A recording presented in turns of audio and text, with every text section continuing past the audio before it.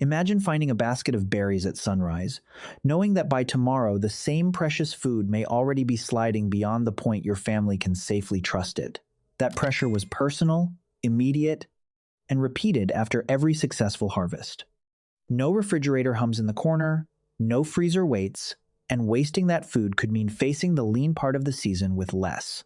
A full basket was therefore both a celebration and a responsibility.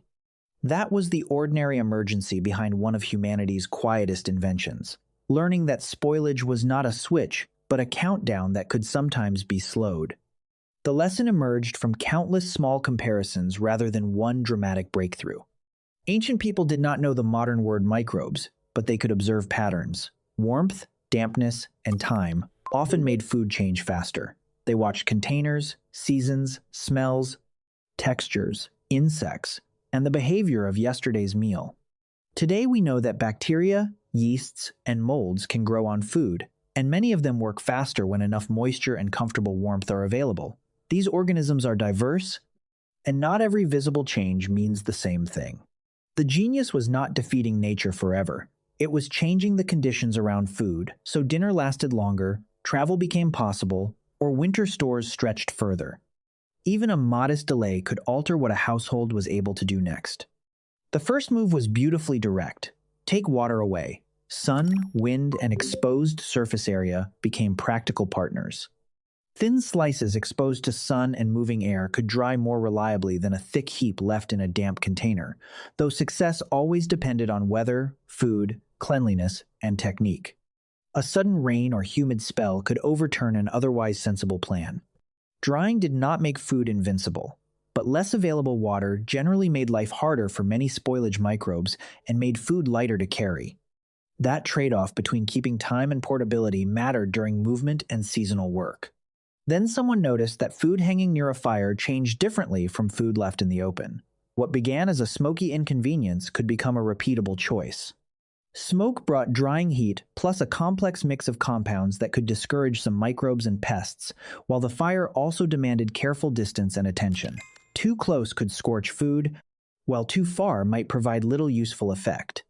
Smoking was not one universal recipe, and it was often paired with drying or salting rather than acting like a magic shield by itself. Communities adjusted fuel, shelter, cut size, and timing to local experience. Salt offered another powerful route, but only where people could obtain enough from coasts, brines, mineral deposits, or exchange. That made salt access a social and geographic fact, not merely a cooking preference. Salt draws water outward and lowers the water available to many microbes, which is why salted foods can behave so differently from fresh ones.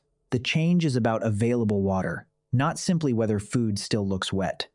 But salt was valuable, strong flavors mattered, and too little, uneven handling, or later dampness could still ruin the plan. Successful preservation therefore depended on judgment before, during, and after treatment. The strangest discovery may have been that some invisible life did not merely spoil food.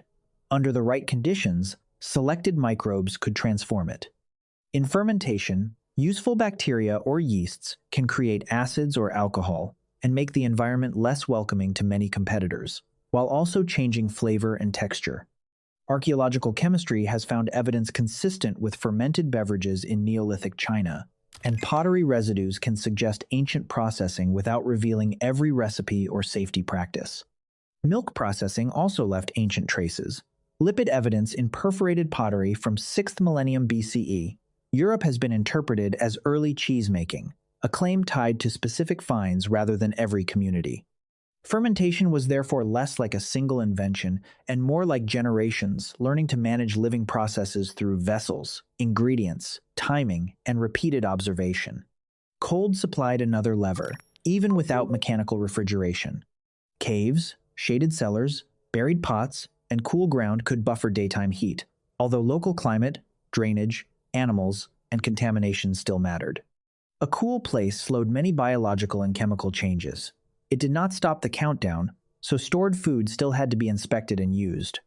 In cold regions or organized later societies, people could also harvest seasonal snow or ice and insulate it, but that option depended heavily on winter, labor, and suitable storage. That makes ancient preservation a map of environments, not a ladder where every society discovered the same steps in the same order. A coastal family with salt, a dryland community with sun and wind, and a mountain settlement with cold ground faced the same enemy through different opportunities. And people combined methods: dry first, smoke later, salt before storage, ferment in a vessel, then protect it in a cool place.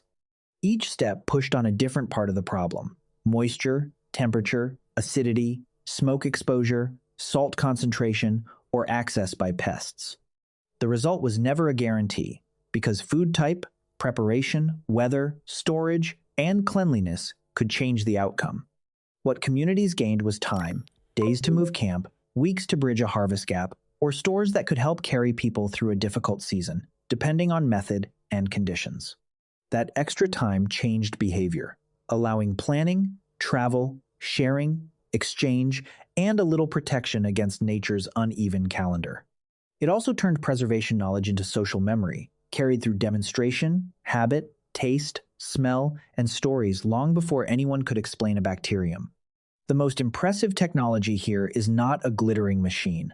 It is an ordinary person noticing that one basket lasted longer than another and asking why. Again and again, ancient cooks and gatherers turned observation into experiments, experiments into routines, and routines into a safer chance of tomorrow's meal. So the next time cold air rolls out of a refrigerator, remember that the deeper human achievement came first, understanding that the countdown could be negotiated. Not stopped forever, not mastered everywhere, but slowed by patient hands, shared knowledge, and the stubborn intelligence of people protecting one another.